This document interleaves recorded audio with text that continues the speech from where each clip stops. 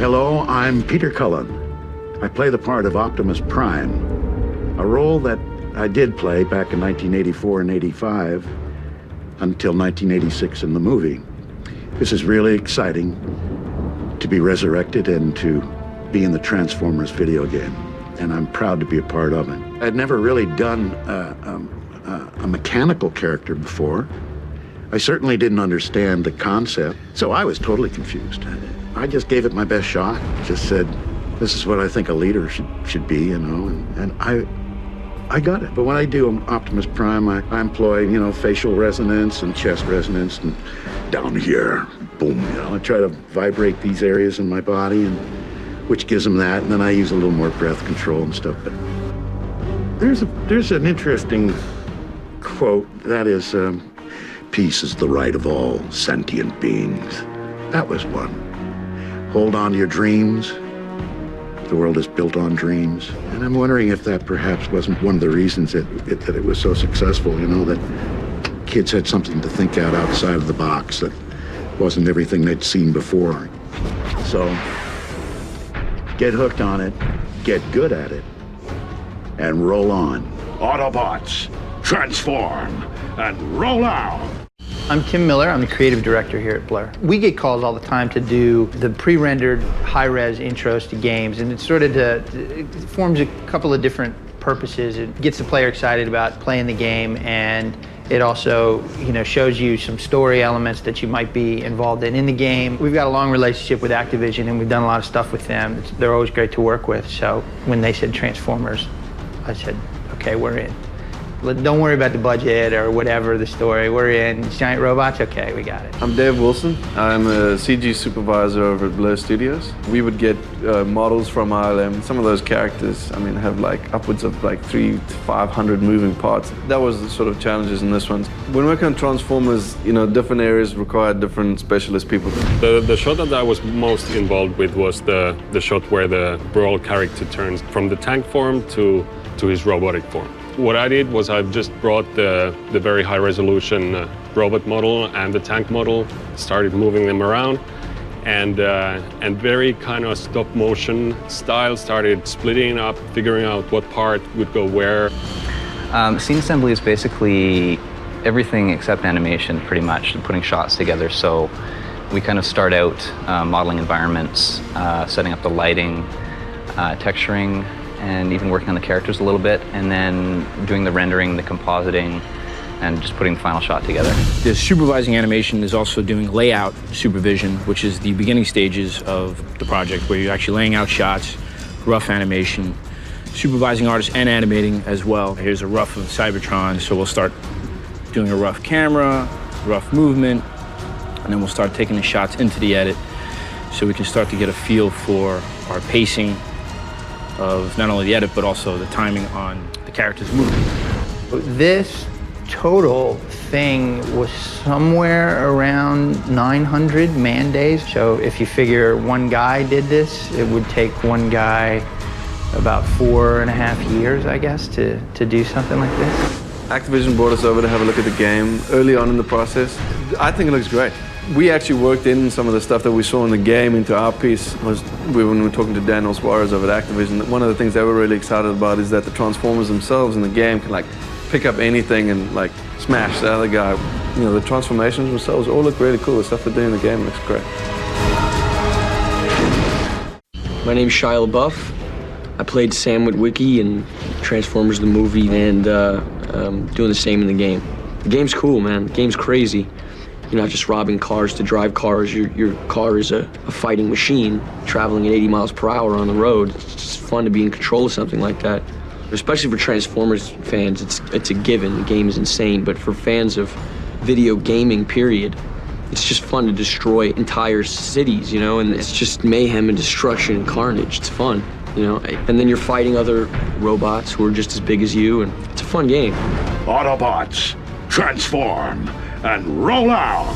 Peter Cullen's a Transformers god. You can't really make a Transformers movie without him. I know that as a Transformer fan, it's like making, you know, it's like making Die Hard without Bruce, or, you know, Indiana Jones without Harrison Ford. You need Peter Cullen. He is Transformers. We were on set And the Activision guys were there, and I was eating my Jell-O, and they're over there talking about all these games, and immediately I'm super geek, clicked on. Oh, you guys like games, huh? Yeah, well, we don't just like games, we make games. I think somewhere along the line, it started coming up like, hey, would you be interested in being involved in making a game? If your likeness is gonna be in the game, would you like to be that? And of course, you know, who doesn't want a video game made with them in it? It's nuts. Well, my name is Frank Welker, and I'll be playing the role of Megatron in the Transformer action game. I originally landed the role of Megatron on a general audition. They had all of the characters, all these drawings and models, and the sign said, you know, pick 3 or choose whatever you want to do, you know. So, I mean, I just tried them all, but I saw Megatron and I just fell in love with that instantly. This was an opportunity to try something, you know, a little bit more villainous. I really do love Megatron. I love doing Megatron. I wanted to create a character that was unique. So, I mean, I've done a lot of different characters, and some evil, but mostly good. So, I mean, having an opportunity to play a villain and then trying to make him different than others that I've heard. I wanted to hook onto a sound. Here you have this incredibly large mechanical being, and you know, what's happening with him? Why is he so angry? There's obviously pain from something going on, and then just his size and the physical sound of metal. So I wanted to get that kind of quality into this voice. And so as I started thinking, I said, well, no, I need more. Like, it's painful almost to listen to it. You either hate this voice or you like it. But when you go into a room, you're gonna turn around when you hear it. You are the last thing standing between me and my destiny, Optimus Prime. I'm Megan Fox, and I play Mikaela in the Transformers movie. The story of Transformers is there's an alien race of robots, essentially, who are battling over something called an Energon Cube. The Decepticons want to turn all of Earth's machines into robots as well to basically eliminate the human race. So the Autobots are trying to stop that, stop like a global takeover. And somehow, Shia's character, Sam, gets sucked into helping the Autobots, and I get sucked into helping him all through coincidence. Shia is one of my most favorite people that I've ever met in my entire life. He's just really amazing, and he made my experience on set a lot of fun. He's a brilliant, amazing, dramatic actor as well as a comedian. I just think he's gonna have a huge career. I love video games to begin with, so I was really excited to see it. I had no idea what to expect, but to start your game off as Bumblebee or any of the Autobots and go around the city and do things to help people, it's kind of fun to then go back and destroy everything that you fixed as one of the bad guys, because all of the Decepticons are really sick. They're really cool robots. It's so surreal to be included in a video game that I myself was gonna play anyway. Now I'm gonna play it and I'm in it. Obviously I wanna do my own voice work instead of someone else, but it was an honor to be asked to do it. Well, for Megatron, when I went in, I imagine you went through the same process, but I went into the audition room, and this is my favorite kind of auditions. They have all the models or the drawings of the characters on the table, and then a sign says, pick out the ones you want. Megatron stood out, and I read the description, and they said, evil, bit, yeah. So, I mean, I picked that character, and then I started thinking, well, you know, I want to make him memorable. And like we're doing so much work, you've got to separate your voices from all your other characters. And I'm thinking, well, you know, he's metallic, and he's evil, and he's angry, and maybe there's some hurt in there, and throw in some things that make him sound a little more agitated and angry, and something that will be a little harder for him to steal from me later on, which you know damn well he will. Autobots, transform and roll out. I'm shuffling through the pages, and I finally get, you know, BS, BS, my line, BS, BS, my line.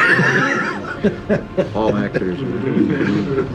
I get to the point where I'm I'm getting killed by them, you know? Most of the time you get your scripts way in advance and you study them.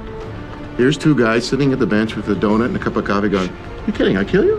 Yeah. Are you serious? Yeah. But I mean, it was kind of a shock, and we had no idea what that meant. I mean, that meant a lot to a lot of people. I mean, there were some kids that were very, very shocked by that. Yeah, but we didn't know that. We didn't even know it. We were both a little in shock to see this tremendous fan base. If it weren't for the fan base and the racket they made on the internet, somebody would be playing me and somebody would be playing you like a harmonica. So who do you think would have played me? Danny DeVito.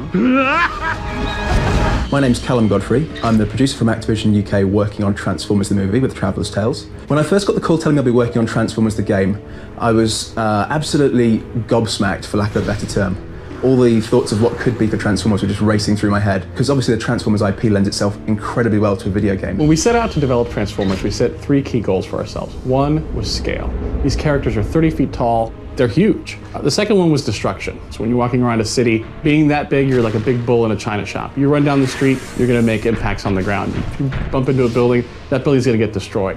Things are gonna shake. The last piece was transformation. That's the one inherent thing that really stands out about these characters.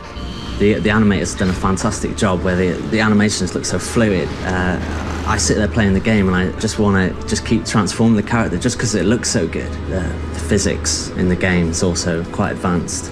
We're also able to handle lots of particles, lots of creatures and advanced AI. So the world around you feels like it's alive. There's definitely a lot of expectations that come with developing a brand like Transformers. There's still a lot of people out there that really care about the franchise and what people do with it. When people come out of this movie, they're going to want to go and play the game and recreate those amazing movie moments. Seeing Optimus Prime and Megatron fighting through the streets, smashing through buildings, smashing through cars, and then when they go out and they pick up the game and they can reenact that entire scene. So in the game, we've got 9 controllable characters. We've got 4 Autobots and we've got 5 Decepticons. So what we've done is basically given the player the opportunity to basically pick their side. Are they a good guy or are they a bad guy? Are they an Autobot or are they a Decepticon? Do they want to protect the Earth or do they want to destroy it? Depending on your choice, you get a different set of characters, different set of storyline, different set of environments, and a different ending. What happens if the bad guys win? What happens if Megatron really destroys Optimus Prime at the end of the game? You get to find this out. My favorite thing about this game is that it really delivers to the Transformers fan. Not just the movie fan, but the fan that grew up with Transformers in the 1980s, either watched the TV show, read the comic book. I think what we've been able to do is really deliver on those key characters, Optimus Prime, Megatron, that whole sort of that team structure of the good and the evil, and really deliver them in a really fantastic way. This is the quintessential Transformers game. My name's Flint Dilley, and I was a writer and story editor and producer on the Transformers show in the 80s, and now I get to work on the video game. Well, I got involved in the Transformers game when I got a call from Dan Suarez, and he called me up and said, "Hey, is it true that you did the Transformers back in the 80s? You did the movie and the show and all that?" And I said, "Yeah." And he said, "I didn't know that. You never talked about that." Well, yeah, I really did that. And he said, "Well, we're doing this over here. You got to get over here. We're gonna have fun." You get the movie script, and they say, "Hey, come over and read the script, and we're gonna make this into a game." And the script's always really secret, so you go in, at gunpoint to a secret room, buried somewhere underneath the studio, and read the script. And inevitably, what happens is, a movie's a movie and a game's a game. And you realize you can't literally translate the movie into a game, and probably nobody would want to play it anyway because they already know what's going to happen from the movie. So you walk this interesting line of, let's follow the spirit of the movie, let's follow the important plot beats of the movie, but let's throw in the other stuff that gamers would want to do that movie viewers wouldn't necessarily want to see. You can, for a game, it can be, one long fight between, Autobots and Decepticons, and everybody's perfectly happy. That might not stand up in the movie theater. And so ideally what happens is the game builds on the metafiction of the movie. So it just gets bigger than the sum of the parts. There's the movie plus the game, and all this just gets to be a world. Somewhere sitting in the molten core of all this is this intellectual property that people like. And if it's big enough and it's strong enough, it can be games, and it can be movies, and it can be comic books, and it can be novels, and it can be toys. And everybody can be happy with any one of these, or all of the above, but it's like these pieces of the puzzle. And you realize that we've just gotten into a much more sophisticated world. So that's the real lesson here, is all this is one big medium, and what you really have to concentrate on is just the intellectual property core at the center of it.